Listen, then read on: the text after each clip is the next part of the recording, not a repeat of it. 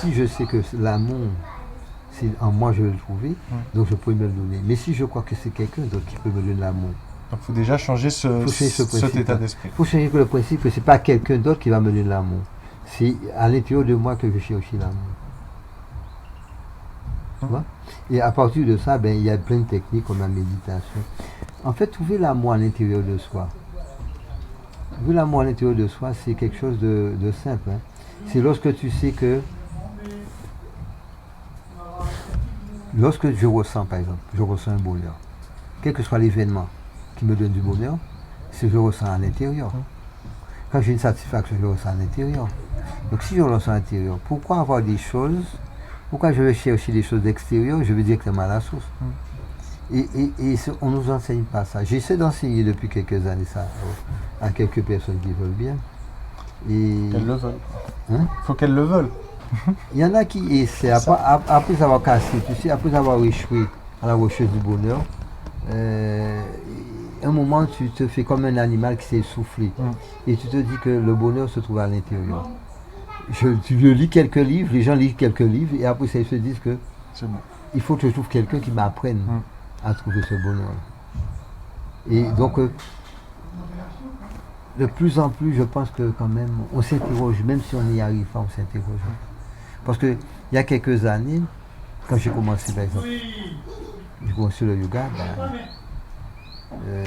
il y a une trentaine d'années, même quand je commençais le yoga, plus que ça, il y a au moins une trentaine d'années que je commençais le yoga, et bien c'était quelque chose qui était mystique. Et maintenant, même un médecin normal dit aux gens qu'il faut faire du yoga. Oui. Un médecin classique. Tu vois? Donc en fait, maintenant c'est venu, et même l'enseignement, l'éducation nationale Le propose le propose parce qu'il y a une formation pour les profs pour enseigner le yoga. C'est quoi? J'avais fait une interview d'un enseignant de yoga et je voudrais savoir c'est quoi toi ta définition du yoga. Le yoga c'est l'union avec soi. C'est pas forcément les postures. Les postures, je vais t'expliquer le processus du yoga. Je vais être toujours en union avec moi, avec soi. Le soi c'est quoi? Les trois corps. Le corps causal, c'est la cause même de mon existence. Le corps subtil, le chef c'est l'esprit.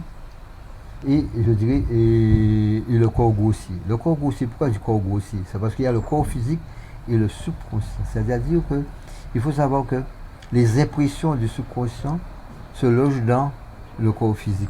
Donc c'est pour cela qu'il faut mettre toutes les impressions. L'impression, c'est les humeurs pour toi? Les humeurs, voilà. Il faut le mettre dedans. Parce que je ne vais pas mettre la mémoire, mais je vais mettre les humeurs. Parce que tout ce qui est dans le subconscient se manifeste toujours dans le corps physique. En fait, il n'y a pas de relation entre le subconscient et l'esprit. Il y a une relation entre le corps et le subconscient. Et l'esprit, ce qu'il fait, c'est le soir. Il va chercher des images du subconscient pour pouvoir faire des cauchemars, faire des mises à jour. Mais le subconscient ne discute pas avec, il va directement dans le corps. Et donc c'est pour cela que si tu veux, en comprenant ça, qu'est-ce qu'on va faire? Dans le yoga, on veut faire l'union des trois corps. Donc l'union des trois corps, il y a toujours un élément. Par exemple, enlever les tensions du corps physique, je prends quoi? L'esprit est dirigé calmé par le souffle. Donc je prends le souffle et j'utilise le souffle et les mouvements. Donc pour enlever les tensions. Ensuite, pour passer du corps subtil au corps causal, j'utilise la méditation. La méditation qui va me libérer des deux corps pour que je puisse aller dans le subconscient faire ce qu'on appelle des recettes, des nettoyages de la journée, des effets négatifs du passé, etc. Et ça, c'est quelque chose qui se fait. Bien sûr, il y a des techniques, mais pour pouvoir apprendre des techniques, il faut vouloir vouloir aller chercher ton bonheur à l'intérieur. Moi, j'adorais quand je venais chez toi et qu'il y avait des gens qui venaient et c'était la première fois. Déjà, ils poireautaient pendant 2 heures. Ils avaient galéré à trouver parce qu'il n'y a aucun panneau. La route est complètement défoncée. Et les gens ne comprenaient pas. Et moi, je me disais, c'était génial. Tu fais déjà des filtres. Tu mets déjà des micro-obstacles sur le truc des gens pour savoir s'ils sont vraiment motivés ou pas. Et il y a beaucoup de gens qui, où moi j'étais là, ils sont repartis, quoi. Et qui n'ont même pas voulu attendre. Et chez toi, parfois, on pouvait pas rater 2 heures. Moi, j'aimais bien dans mon ancien cabinet, j'avais une baie vitrée, je voyais l'extérieur ne me voyait pas. Et moi, j'étais dans la pénombre, j'étais assis en méditation et j'attendais. Et les gens restaient 1 minute debout. Et s'il y avait personne qui sortait pour les voir, 1 minute. Toi, tu laissais les gens parfois paroter 2-3 heures, même une journée. 1 minute, je vois des gens. Donc ouais, il faut vraiment que les gens veuillent avant tout. Et il y a ce qu'on appelle Icha Shakti, c'est le pouvoir de volonté.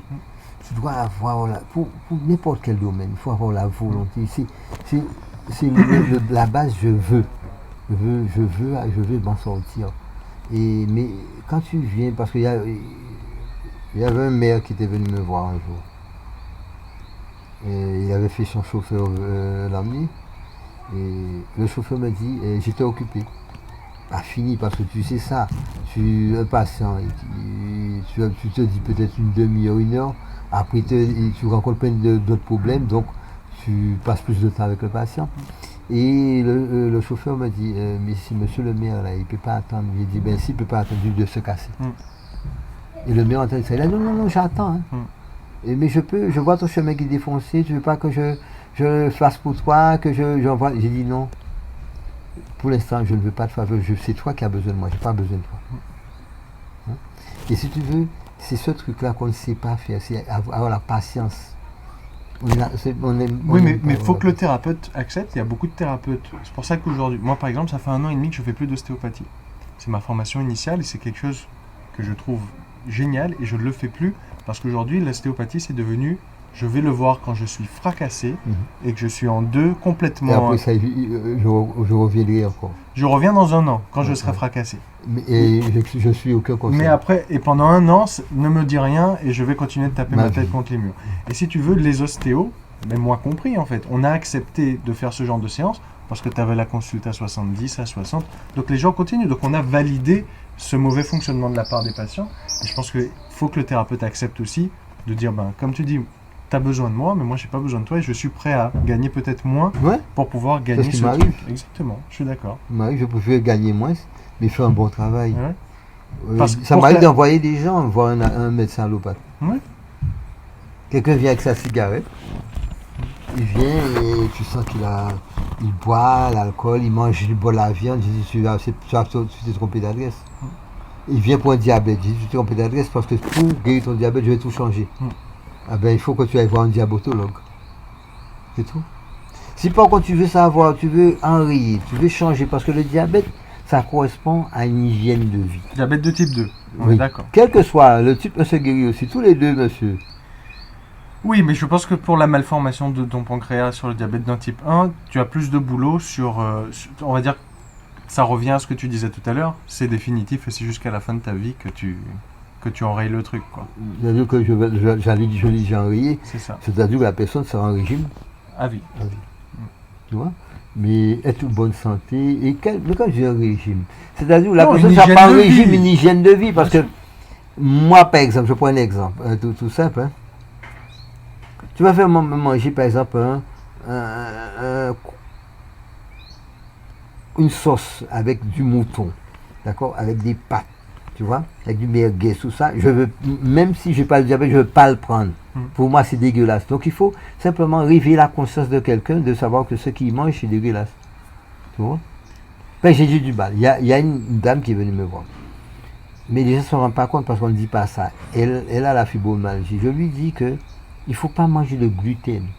Eh bien, c'est les pâtes qu'elle préfère. En général, tu es attiré par ce qui n'est pas bon pour toi.